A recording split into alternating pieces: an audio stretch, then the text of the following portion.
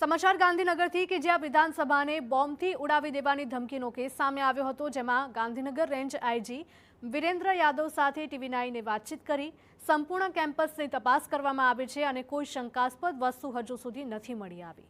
નાયબ મુખ્યપ્રધાન સાથે પણ બેઠક થઈ। પ્રોટોકોલને લઈને કોઈ ચૂક ન હતી। ગુજરાત પોલીસ સાયબર ટીમ કરી રહી છે પૂરા પ્રયત્નો। ઝડપથી આ કેસ સોલ્વ કરવામાં આવશે તેવું કહેવામાં આવ્યું।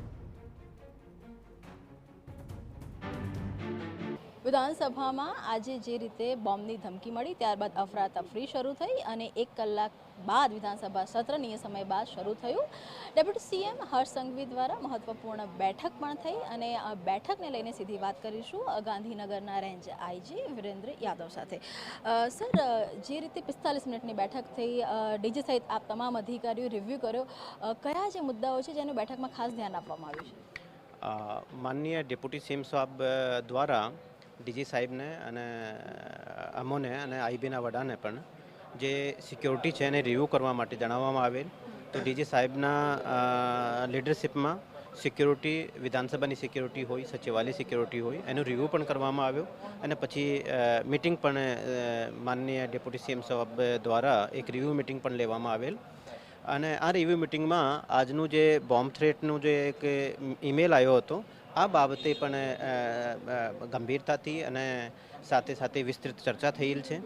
અને આ જે સવારે જે ઈમેલ આવ્યો હતો તો પોલીસને જ્યારે જાણ થઈ ત્યારે વિધાનસભા ચાલતી હોય તો સચિવાલયની એક સિક્યોરિટીનો પ્રોટોકોલ પહેલાંથી છે અને વિધાનસભા જ્યારે ચાલતી હોય છે તો વિધાનસભામાં પણ રોજે રોજ ફ્રિસ્કિંગ, ચેકિંગ અને બીડીડીએસથી ચેક કરવામાં આવે છે। તો પ્રોટોકોલ મુજબ ચેકિંગ તો વિધાનસભામાં રોજે રોજ થાય છે। પ્રોટોકોલમાં ક્યાંય ચૂક નથી થઈ આજે? ના જી। ગુજરાત પોલીસને ક્યાં સુધીમાં આ પ્રકારના ફેક મેલ રોકવામાં સફળતા મળશે? અત્યાર સુધી સફળતા નથી મળી। ગુજરાત પોલીસને જ્યારે હું આપને જણાવ્યો કે સૌરભ વિશ્વાસ અને એક રેની કરીને એક તમિલનાડુના એક મહિલા પણ હતા, એને પણ પકડવામાં આવેલ હતો અને એ મહિલા દ્વારા લગભગ 21 એવી રીતેના ઈમેલ કરવામાં આવેલ હતા।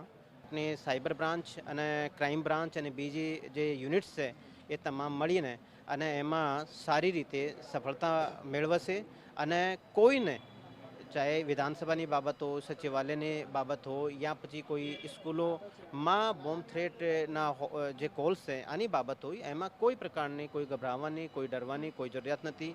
પેનિક, કોઈ પ્રકારનું પેનિકમાં રહેવાની પણ કોઈ જરૂરિયાત નથી અને ગુજરાત પોલીસ બિલકુલ સક્ષમ છે।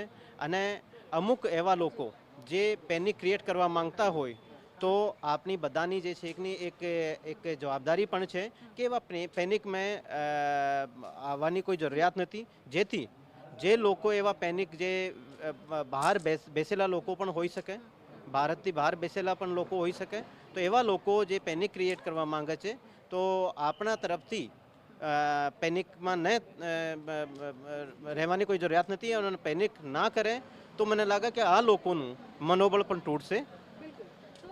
પેનિક થવાની જરૂરિયાત નથી એવું જે કહી શકાય આઈજી છે તે કહી રહ્યા છે અને ગુજરાત પોલીસને સફળતા મળી હોવાની પણ વાત કરી રહ્યા છે। પરંતુ સવાલ આખો એ છે કે જે 2 લોકોને સસ્પેક્ટ તરીકે પકડવામાં આવ્યા હતા ત્યારબાદ પણ જે મેલનો સિલસિલો છે તે યથાવત છે અને અલગ અલગ જગ્યા પર આ પ્રકારના થ્રેટ મેલ છે તેને ગુજરાત પોલીસ હજુ સુધી રોકી શકી નથી।